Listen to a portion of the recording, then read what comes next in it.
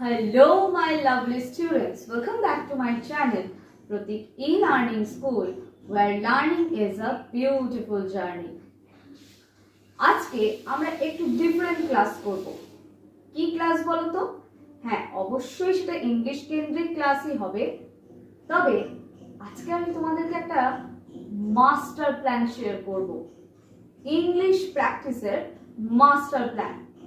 Are you ready to know about that master plan? Then you have to stay with me till the end of this video. তাহলে চলো আর বেশি দেরি না করে আজকের ক্লাসটি শুরু করা যাক। আজকে আমরা দেখতে চলেছি 7 days master plan. ইংলিশ প্র্যাকটিসের জন্য এই 7 days মাস্টার প্ল্যানটা একবার দেখে নাও, তাহলে বুঝতে পারবে কত সহজেই ইংলিশকে শেখা যায়। কিন্তু দেখো, এই 7 days মাস্টার প্ল্যানটা কিন্তু আমি আরেকটাও নাম দিয়েছি, আর সেটা হচ্ছে 7 days challenge, 7 days English challenge. এই 7 days ইংলিশ চ্যালেঞ্জের জন্যই এই 7 days লেসন প্ল্যান বা মাস্টার প্ল্যানটা কিন্তু আমি ডিজাইন করে দিয়েছি। দেখো, আজকে আগে আমরা শিখে নেব যে এই 7 days এর যে লেসন প্ল্যানিংটা রয়েছে সেটা আমরা কিভাবে সুন্দরভাবে প্র্যাকটিস করতে পারবো। দেখো, আমি এই মাস্টার প্ল্যানে দুটো ভাগ রেখেছি, একটা হচ্ছে গ্রামার পার্ট আর একটা হচ্ছে কনভারসেশন পার্ট। অনেকেই বলে থাকে যে ইংলিশে নাকি গ্রামার না শিখেও কথা বলা যায়। আমি বলবো ইংলিশে গ্রামার না শিখলে কখনোই কথা বলতে পারবে না, কারণ ইংলিশে বা যে কোনো ল্যাঙ্গুয়েজে গ্রামার কিন্তু সব থেকে ইম্পর্টেন্ট একটা রোল প্লে করে সেই ল্যাঙ্গুয়েজটাকে ভালো করে বোঝার জন্য। তাই জন্য ইংলিশ শিখতে যদি হয় অবশ্যই গ্রামারকে জানতে হবে, আর তার জন্য গ্রামারের এফেক্টিভ রুলসগুলো কিন্তু শিখতে হবে বা স্ট্রাকচারগুলো শিখতে হবে। আমরা যখন অঙ্ক করি তখন আমরা সূত্রের উপর ফেলে অঙ্ক করি, তাই তো ইংলিশেও কিন্তু ঠিক তাই। সেখানেও কিন্তু রয়েছে অনেক রুলস এবং অনেক স্ট্রাকচার যেগুলো আমরা জানলে খুব সহজে বেসিক থেকে অ্যাডভান্স লার্নার হতে পারি। তাহলে চলো আজকের মাস্টার প্ল্যানটা দেখে নেওয়া যাক। দেখো, গ্রামারে রয়েছে parts of speech. Parts of speech যদি তোমরা না শেখো তাহলে কিন্তু ইংলিশে কথাই বলতে পারবে না। তাই জন্য বলবো অবশ্যই এই গ্রামার বাই মাস্টার লেসনে অবশ্যই কিন্তু পার্টস অফ স্পিচকে শিখতে হবে। আচ্ছা, এরপরে রয়েছে দেখো টেন্স প্র্যাকটিস। টেন্স প্র্যাকটিস কিন্তু করতেই হবে। যতগুলো টেন্স রয়েছে সবকটা টেন্স সম্পর্কে ভালোভাবে কিন্তু প্র্যাকটিস করতে হবে। টেন্সগুলোকে বুঝতে হবে, স্ট্রাকচারগুলোকে বুঝতে হবে এবং সেই স্ট্রাকচার ওয়াইজ কিন্তু কি করতে হবে, সেন্টেন্স গঠন করতে হবে। এরপরে দেখো রয়েছে আর্টিকেলস। আর্টিকেলস কিন্তু খুব ইম্পর্টেন্ট একটা রোল প্লে করে একটা সেন্টেন্সে, সেজন্য আর্টিকেলস কিন্তু অবশ্যই শিখতে হবে। আর্টিকেলস কোনগুলো? এ, অ্যান, দ্য, এইগুলো হচ্ছে আর্টিকেলস। আচ্ছা, পার্টস অফ স্পিচ, 8খানা পার্টস অফ স্পিচ রয়েছে। সেই 8টা পার্টস অফ স্পিচকেই তোমাদের এই 7 দিনে একটা একটা করে পড়তে পারো বা দুটো দুটো করেও পড়তে পারো, সেটা তোমরা তোমাদের মতন করে সাজিয়ে নিতে পারো। কিন্তু পার্টস অফ স্পিচ শিখতেই হবে, কারণ পার্টস অফ স্পিচকে কিন্তু ইংলিশের বিল্ডিং ব্লকস বলা হয়। একে ছাড়া কিন্তু আমরা কথা এগোতেই পারবো না, তাই পার্টস অফ স্পিচকে অবশ্যই রাখতে হবে। এরপরে দেখো রয়েছে কনভারসেশন পার্ট। কনভারসেশন পার্টে আমরা কি কি শিখবো চলো দেখে নিই। লার্ন 10 ওয়ার্ডস ডেইলি।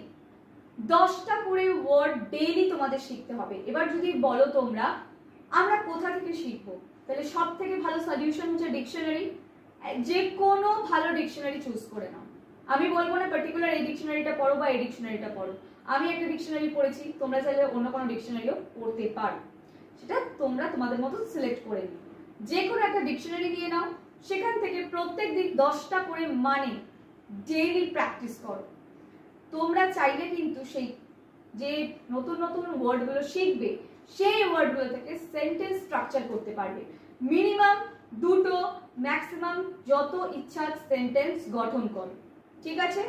এরপরে হচ্ছে choose any English video and watch it. যে কোনো একটা ইংলিশ ভিডিও সিলেক্ট করে নাও এবং সেই ভিডিওটাকে মন দিয়ে ভালো করে দেখো। এক্ষেত্রে তোমরা অনেক রকম বেনিফিট পাবে একটা ইংলিশ ভিডিও থেকে। কি? সেই ভিডিওটাকে কিন্তু পজ করে তোমরা শ্যাডো প্র্যাকটিস করতে পারবে। যেমন প্র্যাকটিস শ্যাডোইং, আমার নেক্সট যেটা রয়েছে প্র্যাকটিসে সেটাই হচ্ছে 3 নম্বরে মাস্টার প্ল্যানের কনভারসেশন পার্টে 3 নম্বরে যেটা লিখেছি আমি প্র্যাকটিস শ্যাডোইং। এইটা যেমন করতে পারবে প্র্যাকটিস তোমরা। শুধু তাই নয়, ধরো তোমরা যে কোনো একটা ইংলিশ ভিডিও সিলেক্ট করলে, হতে পারে সেটা কোনো English podcast, English movie, English cartoon video, তোমরা তোমাদের চয়েস ওয়াইজ তোমরা সিলেক্ট করে নিও এবং সেইখান থেকে তোমরা কিন্তু নতুন নতুন ওয়ার্ডসও শিখবে।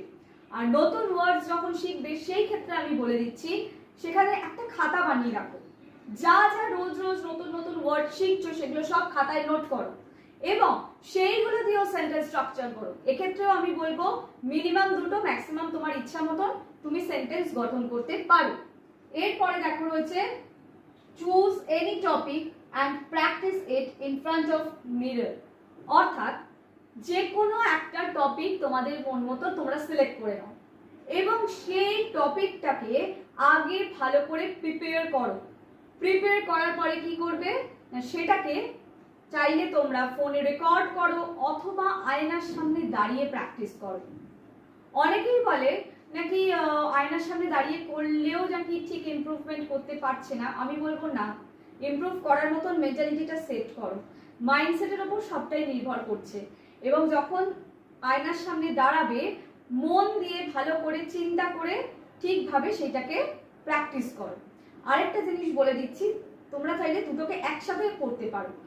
আয়নায় একবার প্র্যাকটিস করে দিতে পারো, তারপরে রেকর্ড করতে পারো ফোনে, তাহলে কিন্তু আরো বেশি ইমপ্রুভ করবে। কারণ ওই ক্যামেরায় কিন্তু তুমি তোমার পারফরমেন্সটাকে দেখতে পারবে বারবার এবং দেখলে কি হবে আরো কতটা ইমপ্রুভমেন্ট প্রয়োজন তুমি কিন্তু নিজেই বুঝতে পারবে। তাহলে এইটা হচ্ছে 7 days master plan for everyone. যারা যারা এই 7 days চ্যালেঞ্জকে অ্যাকসেপ্ট করবে আমার কমেন্ট সেকশনে এসে লিখে যাবে চ্যালেঞ্জ অ্যাকসেপ্টেড। আমি কিন্তু তোমাদের কমেন্টের অপেক্ষায় রইলাম এবং প্লিজ 7 days পরে এসে অবশ্যই আমাকে জানাবে কতটা বেনিফিট তোমরা কিন্তু পেয়েছো এর থেকে। দেখো, আমি বলবো না যে প্রথমেই কিন্তু তোমরা একদম প্রচন্ড পরিমাণে ফ্লুয়েন্ট হয়ে যাবে 7 দিনে।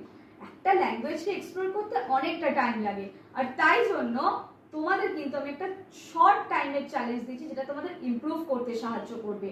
দেখো, এই যে বললাম এক্সপ্লোর করতে টাইম লাগবে, কিন্তু 7 দিনে যেটুকু ইমপ্রুভ তোমরা করবে বা ইমপ্রুভমেন্ট তোমরা দেখবে, যেটুকু পার্সেন্টেজ তোমরা ইমপ্রুভমেন্ট দেখো সেটা এসে অবশ্যই কমেন্ট সেকশনে লিখে যাবে যে কতটা বেনিফিশিয়াল এই তোমাদের 7 days চ্যালেঞ্জটা লাগছে। অবশ্যই কিন্তু আমাকে জানাতে ভুলবে না। তাহলে আজকের মতন এই পর্যন্তই, দেখা হচ্ছে আবার পরবর্তী ভিডিওতে।